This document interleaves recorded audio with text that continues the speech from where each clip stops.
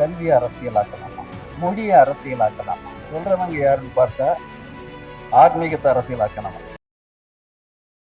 தேசிய கல்வி திட்டம் என்பதை நாம் எதற்கு எதிர்க்கின்றோம் என்றால் அது தேசிய கல்வி சதித்திட்டமாக இருக்கின்ற காரணத்தினால் தமிழ்நாடு அரசு தேசிய கல்விக் கொள்கை எதிர்ப்பதாக கூறிக்கொண்டு அந்த தேசிய கல்விக் கொள்கையின் கூறுகளை நடைமுறைப்படுத்திக் கொண்டிருக்கிறது. அமித்ஷா சொல்ற மாதிரி நாளைக்கு வந்து எல்லாம் மெடிசன் எல்லாம் நாங்க தமிழ்ல சொல்லிக் கொடுப்போம் ஆட்சிக்கு வந்தா, இன்ஜினியரிங் எல்லாம் தமிழ்ல வந்துடும் சொல்றாங்க. முதல்ல அவர் இருக்கிற குஜராத்ல பண்ணிட்டோம். மாநிலங்களில் நிதி இல்லை என்றால் அந்த ஜிஎஸ்டியில கையெழுத்து போட்டதற்காக நீங்கள் வெட்கப்படவில்லை. அமைச்சர்கள் அதிகாரிகளை இந்த கருத்துக்களை ஒதுக்கி தள்ளுகின்ற திறன் பெற வேண்டும். உயர்கல்வியை தரமான உயர்கல்வியாக எதிர்பார்க்கின்றோம். இந்த தேசிய கல்வி திட்டம் என்பது உயர்கல்வியை தரமற்ற பொதுக்கல்வியாக மாற்றுகிறது. அறிவார்ந்த தோழர்களை, நான் என் கருத்துக்களை சில கருத்துக்களை உங்களுடன் பகிர்ந்து கொள்ள விரும்புகின்றேன். இப்போ ஒரு அட்வைஸ் நமக்கு வருது. கொஞ்சம் நல்ல பெரிய மனுஷங்க நமக்கு என்ன சொல்றாங்க, கல்வியை அரசியலாக்கலாமா, மொழியை அரசியலாக்கலாமா? சொல்றவங்க யாருன்னு பார்த்தா ஆன்மீகத்தை அரசியலாக்கணும், மதத்தை அரசியலாக்கணும், அவுரங்கசீப்பை அரசியலாக்குறாங்க. இவங்க நம்ம சொல்றாங்க நீங்க அரசியலாக்கலாமான்னு. நாம இப்ப இந்த கூட்டம் இங்க இருக்கிறதே கல்வி பாசிச அரசியலாக்கப்படுகின்ற காரணத்தினால் நாம் இங்கே இருக்கின்றோம். பாசிச அரசியலாக மாற்றுபவர்களை எதிர்த்து நாம் குரல் எழுப்பிக் கொண்டிருக்கின்றோம்.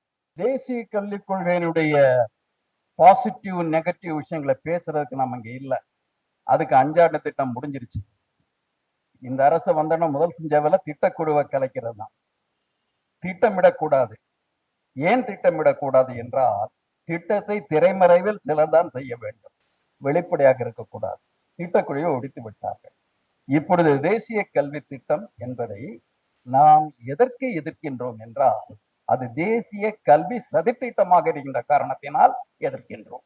கல்வியில அரசே கல்விக்கான பொறுப்பை ஏற்றுக்கொள்வதுங்கிறது ஜனநாயகத்துல வந்த ஒரு விஷயம். எந்த அரசும் இதற்கு முன்னால் மன்னராட்சி காலத்தில் மக்களுக்கு கல்வி தருவதை தனது பொறுப்பாக ஏற்றுக்கொண்டது கிடையாது. நீங்க உற்றுடைய உதவியும் ஒரு பொருள் கொடுத்தும் பிற்று நிலையமனையாது கெஞ்சி கூத்தாடி உங்க திறமையை பொறுத்த விஷயம் அரசின் பொறுப்பாக இருக்கவில்லை. ஆனால் ஜனநாயக காலத்தில் ஒரு அரசு கல்வியில் 3 நிலைகளில் நாம் பார்க்க வேண்டும்.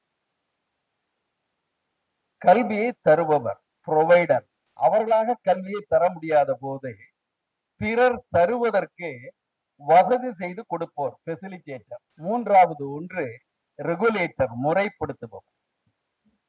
இந்த 3 பொறுப்புகள் ஒரு அரசுக்கு உண்டு. இப்பொழுது 3 அரசு என்று சொல்லுகின்ற பொழுது மக்களுக்கு நெருக்கமாக இருக்கின்ற மாநில அரசை பற்றி குறிப்பிடுகின்றோம். ஆனால் இந்த மாநில அரசையே எல்லா பொறுப்புகளையும் கடத்தி விடுகின்ற ஒரு தேசிய கல்விக் கொள்கை. தமிழ்நாடு அரசு தேசிய கல்விக் கொள்கை எதிர்ப்பதாக கூறிக்கொண்டு அந்த தேசிய கல்விக் கொள்கையின் கூறுகளை நடைமுறைப்படுத்திக் கொண்டிருக்கிறதே, இது முறையா, நியாயமா, தர்மமா என்ற கேள்வியெல்லாம் கேட்கின்றோம், கேட்டே ஆக வேண்டும். ஆனால் அதற்கு முன் நாம் ஒன்றை பற்றி அதிகமாக பேச வேண்டும். இந்த கல்வி இன்றைய நிலை என்பதற்கு ஒரு குளோபல் கண்டிஷன், உலகளாவிய ஒரு கார்பரேட்டைசேஷன் என்கின்ற ஒரு சூழல் இருக்கிறது, மறுக்கவில்லை. ஆனால் இந்தியாவில் கல்வி என்பதற்கு அதற்கு தனித்துவமான ஒரு அம்சம் இருக்கிறது, இந்துத்துவ அம்சம். ஒரு பாசிச RSS கொள்கை திட்டம். இந்த கொள்கையை திரைமறையில் வகுப்பவர்கள் அவர்கள். ஆகவே இதற்கு பொதுத்தன்மை இருந்தாலும் கூட நம்மை மிகவும் அச்சுறுத்துவது தனித்தன்மை, அந்த பாசிசத்தன்மை. அந்த பாசிசத்தன்மையை நாம் மனதில் கொண்டுதான் இதை எதிர்ப்பது, குற்றங்குறைகளை களைவது என்று பொருள் அல்ல. இதை வேரோடும் வேரடி மண்ணோடும் எப்படி ஒழிப்பது என்பதை பற்றி சிந்திக்க வேண்டிய ஒன்று. 5 ஆண்டுகள் ஆகிவிட்டன. இப்ப அண்ணாமலை கையெழுத்து ஆடிட்டு இருக்காரு. அவர் வேலோட விளையாடினாரு, இப்ப கையெழுத்துக்காக சாக்லேட்டோட போயிட்டு இருக்காரு. விளையாட்டும். மும்மொழி கொள்கைக்கு ஆதரவாக கையெழுத்து வேட்டை. இந்த முயற்சியை கல்விக் கொள்கை கொண்டு வர்றதுக்கு முன்னால வட மாநிலங்களும் கையெழுத்து ஆடி இருக்கலாமே. இந்த புதிய கல்விக் கொள்கை தேவைதானா என்ற கையெழுத்து வேட்டையை நீங்கள் அந்த வட மாநிலங்களில் பண்ணியிருக்கலாம். நேற்று நான் முந்தா நேற்று படித்தேன். இவர்கள் ஆட்சிக்கு வந்தால் அது அவர்கள் விருப்பம். ஆட்சிக்கு வந்தால் இந்த மும்மொழி கொள்கை வந்துவிட்டால் தமிழ்நாட்டு மாணவர்கள் ஸ்பானிஷ், பிரெஞ்சு, ஜெர்மன் போன்ற ஐரோப்பிய மொழிகளை எல்லாம் கற்றுக்கொள்ளும் வாய்ப்பு கிடைக்கும்.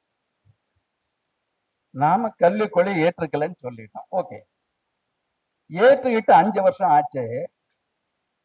இந்த வட மாநிலங்கள்லையும் இவர்கள் ஆட்சி செய்த பிற மாநிலங்கள்லையும் இந்த மாணவர்களை பன்மொழி வித்தகர்களாக ஆக்கியிருக்கின்றார்கள்.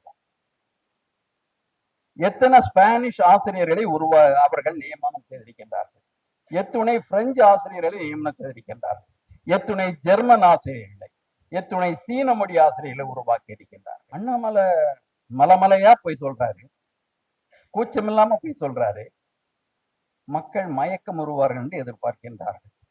மும்மொழின்னு சொல்றதுல நம்ம கேள்வி எல்லாம் எதை மூன்றாவது மொழி என்பதல்ல, எதற்கு 3 மொழி என்பதுதான். எதை மூன்றாவது மொழி என்று வருகின்ற பொழுது இதை நீங்க தாய்மொழி, பிற மொழி, ஜெர்மன் மொழியை கத்துக்குங்க, எஸ்கிமோக்கள் என்ன மொழியை பேசுகின்றார்களே அதை கற்றுக்கொண்டால் அங்கே சென்று இக்லூவை நீங்க உருவாக்கலாம் அப்படின்லாம் சொல்லக்கூடும். நம்ம அது கேள்வி கிடையாது. சாவித்திரி கண்ணன் சொன்னார், உலகத்தில் எந்த பெரும்பாலான நாடுகள் ஒரு மொழி கொள்கை, சில நாடுகள் 2 மொழி கொள்கை. சீனத்துல கூட ஹையர் எஜுகேஷன் வந்தா அந்த 2வது மொழி வருது, 2 மொழி கொள்கை என்றது. ஒன்று தாய்மொழி என்பதற்காக, கல்வி தாய்மொழியில் இருக்க வேண்டும் என்பதற்காக. இனி ஒன்று உலக தொழில்நுட்ப அறிவியல் விஷயங்களில் நாம் இன்றைய காலத்தோடு அறிவை பெறுவதற்கான ஒரு பொதுமொழி. அப்படிதான் நாம் பார்க்கிறோம். அமித்ஷா சொன்ன மாதிரி நாளைக்கு எல்லாம் மெடிசன் எல்லாம் நாங்க தமிழ்ல சொல்லி கொடுப்போம். அவங்க ஆட்சிக்கு வந்தா இன்ஜினியரிங் எல்லாம் தமிழ்ல வந்துடும் சொல்றாங்க. முதல்ல அவர் இருக்கிற குஜராத்ல பண்ணிட்டவர், குஜராத்தியில் இன்ஜினியரிங் மருத்துவத்தை கொண்டு வரட்டும், மராத்தியில கொண்டு வரட்டும், ஹரியானி மொழியில கொண்டு வரட்டும். தமிழ் மீது இப்பொழுது இளம் திருமாறனை விட அவர்களுக்குத்தான் பற்று அதிகம். தமிழ் தமிழ் காதல் என்ன விஷயம்னா, இப்ப தமிழுக்கு மிக முக்கியமான தமிழ் ஆய்வு மையம் எங்க இருக்குன்னா கிண்டி தமிழ் சங்கத்தில் இருக்கு. தமிழை பற்றி ஆய்வுகள் கிண்டி தமிழ் சங்கத்துல போய் ராஜ்பவன்ல போய் விசாரிக்கணும். நீங்க அங்க போய் விசாரிச்சா தமிழை பற்றி மிக மிக நுட்பமான விஷயங்கள்லாம் வரும். அகத்தியர் அவர் கமெண்ட் எல்லாம் எந்த லோகத்தில் செய்யப்பட்டது, அந்த எத்தனை அளவுக்கு கிலோகிராம் தண்ணி அதுல இருக்கும், எத்தனை அளவு வழியும் அப்படிங்கிற விஷயத்தெல்லாம் அவங்க சொல்லுவாங்க. அவர் பன்மொழி வித்தகர், தமிழுக்கு இலக்கணம் தந்தவர்னு ஒரு பெரும் பொய்யை சொல்றாங்க. தொல்காப்பியரது ஆசிரியர் இவர்கள் கதை கட்டி விட்டார்கள். தொல்காப்பியத்தில் இல்லாத அகத்தியர் அகத்தியம் கிண்டி ராஜ்பவன் நமக்கு தரப்படுகின்றது. தமிழின் தந்தை ஊவேசா தாத்தான்னு சொன்னாங்க. புதுசா ஒரு தந்தை வந்திருக்காரு, ஆர்.என். ரவி, தமிழின் தந்தை. தமிழை பற்றி தமிழ்நாட்டில் தமிழர்களுக்கு தெளிவுபடுத்துகின்ற வேலையை இந்த பாசிச கவர்னர்கள் செய்து கொண்டிருக்கின்றார்கள் என்றால் எதற்காக செய்கின்றார்கள்? கல்வி என்ற பெயரில் வேறு ஒன்றை அவர்கள் அமல்படுத்த விரும்புகின்றார்கள். தமிழ்நாட்டை தமிழர்களது நாடு அல்லாமல் செய்துவிட முயற்சிக்கின்றார். தமிழை சமஸ்கிருதத்தினால் பெறப்பட்ட குழந்தை என்று சொல்ல விரும்புகின்றார்கள் என்றால் உங்களது சுயத்தன்மையை அவர்கள் கேள்விக்கு உள்ளாக்குகின்றார்கள். ஏற்றுக்கொண்டு விட்டால் ஆரியம் கண்டாய் தமிழும் கண்டாய் என்று ஏற்றுக்கொண்டு விட்டால் நீங்கள் தமிழின் மீது பெருமிதப்படுவதில் பொருளே இல்லாமல் போய்விடும். இந்த கல்விக் கொள்கையில மொழிங்கிறது ஒரு பகுதி, ஆனால் மொழி மிக முக்கியமான பகுதி. மும்மொழின்னு சொல்றதுல ஏதாவது எம்மொழியாவது எடுத்துக்கங்கன்னு சொன்னாலும் பரவாயில்ல. எத்துணை மொழிகளுக்கு ஆசிரியர்களை தருவதற்கு நிதி இருக்கிறது. இன்னைக்கு அந்த மத்திய அரசோட கல்வி திட்டத்துல கோடி கோடியா பணத்தை பத்தி பேசுறாங்க. மக்கள் தொகை பெருகுவதற்கு ஏற்ப பள்ளிகளின் எண்ணிக்கையை பெருக்குவதற்கும், உயர்கல்வியில் கல்லூரிகள் பல்கலைக்கழக எண்ணிக்கையை பெருக்குவதற்கும் ஏதாவது நிதி உண்டா? எந்த நிதியும் அளிக்காதவர்கள். மற்றவர்கள் மாநிலங்கள் ஆரம்பித்து நிறுவனங்களை தங்களுக்காக கபலீகரம் செய்து கொள்வதற்காக ஒரு தேசிய கல்விக் கொள்கை. நீங்க உங்க ஸ்டேட் கவர்மெண்ட் ஃபண்ட்ல ஆரம்பிச்சீங்க. இவர் சொன்னாரு, இப்போ எய்டட் காலேஜ் விஷயத்தை எல்லாம் சொன்னாரு. அதுல partly by fees, partly by donation அப்படின்னு ஆரம்பிச்ச காலேஜ் மாநில சட்டங்களால் மாநில பல்கலைக்கழகங்களை உட்பட்டு உருவாக்கப்பட்ட கல்லூரிகள் இந்த தேசிய கல்விக் கொள்கையின் மூலமாக டெல்லியில் உள்ள அதிகாரிகள் பிடிக்குள் வந்து விடுகிறது. ஒரு பைசா செலவு பண்ணல, எந்த முயற்சி எடுக்கல. இது மாநில அரசு சட்டங்களால் உருவாக்கப்பட்டவை. நீ ஆசிரியர் சம்பளத்தை கூட பிரைவேட் காலேஜ் ரெகுலேஷன் ஆக்ட் 76ல வர்றது. அதற்காக ரீஜனல் டைரக்டர்ல ஆரம்பிச்சாங்க. ஆசிரியர் பாதுகாப்பு சட்டங்கள் கூட மாநிலத்தின் உரிமைகளாக இருக்கிறது. அந்த சட்டங்களை எல்லாம் காலாவதியாக்கி விட்டார்கள். இப்பொழுது அடிப்படையில் ஆசிரியர் பாதுகாப்புக்கு எந்த சட்டமும் கிடையாது. அதிகாரிகளது ஆணைகள் தான் உங்களை பாதுகாக்குமா, வேலையை விட்டு நீக்குமா என்பதை முடிவு செய்யும். இன்றைக்கும் அதைத்தான் நடக்கிறது. ஒரு கல்வியின் தரம் பற்றி பேசுகின்றவர்கள் ஆசிரியர்களது அந்த பணியின் தரம் பற்றியும் பேசி இருக்க வேண்டும் அல்லவா? 70கள் அதான் நாங்க போராடணும். போடுறதுல அதிருப்தியான ஆசிரியர்களால் முறையாக கல்வி கற்றுத்தர முடியுமா என்ற கேள்வி எழுப்பப்பட்டது. டெல்லியில ரொம்ப நாள் போராடி வாதாடி கடைசியில உண்மைதான் இவர்களுக்கு ஒரு கௌரவமான அந்த பணிநிலை உறுதி செய்யப்பட வேண்டும் யூஜிசி ஸ்கேல கொண்டு வந்தாங்க. ஆனா அதற்கு பிறகு என்ன ஆயிற்று?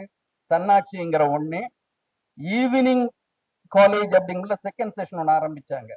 முதல்ல ஈவினிங் இருந்தா ஈவினிங் காலேஜ். ஆனா ஒரு வருஷத்துக்குள்ள ஈவினிங் காலேஜ் காலையிலே ஆரம்பிக்கும். அந்த காலேஜ்ல ஈவினிங் 9 மணிக்கு ஆரம்பிச்சிடும் காலையில. அப்படி ஒரு சூழல். அதற்கு துணை போனவர்களும் இருக்கின்றார்கள். கடைசியில பார்த்தா இந்த ஈவினிங் செகண்ட் செஷன் சொல்ற அந்த இது இந்த எய்டட் செஷனை விட பெருசா வளர்ந்துச்சு. இப்போ மிஷனரிகளால் நடத்தப்பட்ட கல்லூரியில கூட எப்படி இந்த உதவி பெறும் துறைகளை ஒழிப்பது என்று பார்த்து கொண்டிருக்கின்றார்கள். டிபி ஜெயின் காலேஜ்ல அந்த இப்ப எய்டட் ஸ்ட்ரீம்ல ஆசிரியர்கள் கிடையாது. அதை கேட்பதற்கு கல்லூரி கமிஷனர் முன்னால வர்றது கிடையாது. கல்வி அமைச்சர் முன்னால் வருவது கிடையாது. என்ன உங்க சட்டம் சொல்லுது? பிரைவேட் கல்லூரிகள முன்னால் இந்த சட்டம் வர்ற நிலைமையை பாருங்க. எல்லா கல்லூரிகளும் ஒன்று அரசால் நடத்தப்பட வேண்டும், இல்லாவிட்டால் அரசின் கட்டுப்பாட்டுக்கு உட்பட்டு வருகின்ற மானியத்தால் நடத்தப்பட வேண்டும் இருந்தது. எஸ்ஐடி கல்லூரி, ஜஸ்டிஸ் பஷீர் அகமது கல்லூரி, அந்த கல்லூரி தனிப்பட்ட முறையில் நாங்க தனியா நடத்தி எங்களுக்கு மானியம் வேண்டாம்னு சொன்னாங்க. நாடு தழுவிய போராட்டம் நடந்தது. நாடு தழுவிய போராட்டம் வந்த பிறகு அரசு ஒரு சட்டத்தை உருவாக்கியது. எந்த ஒரு கல்லூரியும் தன்னிச்சையாக இந்த உதவி பெறும் திட்டத்தில் தன்னை விலக்கிக் கொள்ள முடியாது. இதன் சட்டத்திட்டங்களை கட்டுப்பட்டே ஆக வேண்டும் கொண்டு வந்துருச்சு. நீங்க நினைச்சா நீங்க அலிகர் முஸ்லீம் சேர்த்திக்க முடியும், இல்ல இந்த பெனாரஸ் இந்து யூனிவர்சிட்டியோட நான் அஃபிலியேஷன் வாங்கிக்கிறேன்னு சொல்ல முடியும். நிலைமைய மாத்துறதுக்கு ஒரு சட்ட திருத்தம் தேவைப்பட்டது. அந்த சட்ட திருத்தத்துக்காக போராடிய ஆசிரியர் இயக்கங்கள் இங்கே உண்டு. அப்படி இருந்த சூழல் மாறி இருக்கின்ற கல்வி நிலையங்களை கூட கார்ப்பரேட் மயமாக்குகின்ற அளவிற்கு நிலைமை மாறுகிறது என்றால் அதற்கு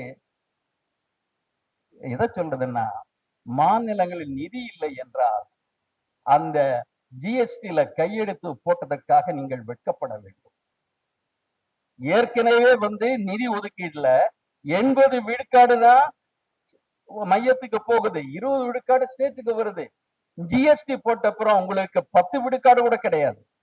இதை வச்சுட்டு அதை காரணமா காமிச்சு ஐஏஎஸ் சொல்லும் நீங்க பிரைவேட்ல விட்டுருங்கன்னு சொல்லும். இதை காரணமா காமிச்சு நீங்க முறையான பெர்மனன்ட் டீச்சர்ஸ் அப்பாயின்ட் பண்ண முடியாதுன்னு சொல்லும். அதை ஏத்துக்கிற அளவுக்கு அமைச்சர்கள் இருக்கலாம். நமக்கு தேவை மக்கள் விருப்பத்தை நடைமுறைப்படுத்துவதற்கு உதவுகின்ற அதிகாரிகளை தவிர மக்கள் விருப்பத்திற்கு மாறாக ஆலோசனை செய்யக்கூடிய அதிகாரிகள் அல்ல. அமைச்சர்கள் அதிகாரிகளை இந்த கருத்துக்களை ஒதுக்கி தள்ளுகின்ற திறன் பெற வேண்டும் என்று நாம் விரும்புகின்றோம்.